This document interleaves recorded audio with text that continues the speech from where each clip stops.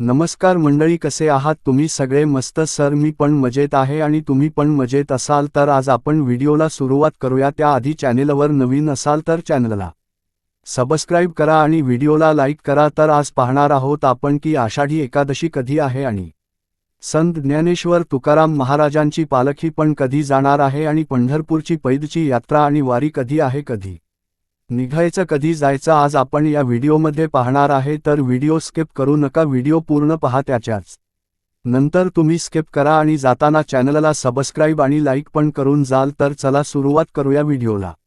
आजच्या आपण एक आषाढी एकादशी कधी आहे, संत ज्ञानेश्वर संत तुकाराम महाराज पालखी सोहळा कधी, तिथी, महत्त्व, वारी वेळापत्रक, पारणाची वेळ जाणून घ्या. महाराष्ट्राच्या वारकरी संप्रदायात आषाढी एकादशीला विशेष स्थान आहे. संत ज्ञानेश्वर महाराज, संत तुकाराम महाराज आणि इतर संतांच्या पालख्या पंढरपूरमध्ये दाखल होतात. आषाढ महिना सुरू झाला की वेध लागतात, ते म्हणजे विठुरायाच्या दर्शनाचे, आषाढी एकादशीचे आणि पंढरीच्या वारीचे. वैदिक पंचांगानुसार आषाढ महिन्यातील शुक्ल पक्षातील एकादशीला आषाढी एकादशी किंवा देवशयनी एकादशी म्हणतात. ही एकादशी हिंदू धर्मातील सर्वात महत्त्वाच्या एकादशींपैकी मानली जाते. विशेषतः भगवान विष्णू आणि श्रीविठ्ठलाच्या भक्तांसाठी या दिवसाला अनन्यसाधारण महत्त्व आहे. या काळात वारी करण्याची प्रथा आहे. महाराष्ट्रातील पंढरपूर येथे लाखो वारकरी विठ्ठल रुक्मिणीच्या दर्शनासाठी पायी वारी करून येतात. त्यामुळे हा दिवस भक्ती, श्रद्धा आणि समतेचे प्रतीक मानला जातो. महाराष्ट्राच्या सांस्कृतिक परंपरेत आषाढी एकादशीला अत्यंत महत्त्वाचे स्थान आहे. यंदा आषाढी एकादशी कधी आहे आणि पंढरीची वारी कधीपासून सुरू होणार, तिथी, महत्त्व, मुहूर्त, वारी वेळापत्रक जाणून घ्या. आषाढी एकादशी कधी आहे, धार्मिक महत्त्व जाणून घ्या. आषाढी एकादशी, देवशयनी एकादशी, शयनी एकादशी अशा नावांनी ओळखला जाणारा हा दिवस भगवान श्रीविष्णूंना समर्पित आहे. हिंदू दिनदर्शिकेनुसार 2026 वर्षात आषाढी एकादशी शनिवार 25 जुलै 2026 रोजी साजरी केली जाणार आहे. हा दिवस महाराष्ट्रासह संपूर्ण भारतातील विष्णुभक्तांसाठी अत्यंत महत्त्वाचा मानला जातो. हिंदू पंचांगानुसार आषाढ महिन्यातील शुक्ल पक्षातील एकादशी तिथीला हा उत्सव साजरा केला जातो. या दिवसापासून भगवान विष्णू क्षीरसागरात योगनिद्रेत जातात आणि चातुर्मासाचा प्रारंभ होतो. आषाढी एकादशी 2026 तिथी, शुभ मुहूर्त. आषाढी एकादशीचे व्रत करताना तिथी आणि पारणाची वेळ जाणून घेणे अत्यंत महत्त्वाचे असते. एकादशी तिथी प्रारंभ 24 जुलै 2026 सकाळी 9:15 वाजता. एकादशी तिथी समाप्त 25 जुलै 2026 रोजी सकाळी सुमारे सकाळचे 11:35 पारणाची वेळ, व्रताचे पारण 26 जुलै 2026 सकाळी 5:30 ते सकाळचे 8:30 या वेळेत करणे शुभ मानले जाते. आषाढी वारी 2026 चे वेळापत्रक. महाराष्ट्राच्या वारकरी संप्रदायात आषाढी एकादशीला विशेष स्थान आहे. संत ज्ञानेश्वर महाराज, संत तुकाराम महाराज आणि इतर संतांच्या पालख्या पंढरपूरमध्ये दाखल होतात. ज्ञानोबा तुकारामच्या जयघोषात लाखो वारकरी विठ्ठलाच्या दर्शनासाठी एकत्र येतात.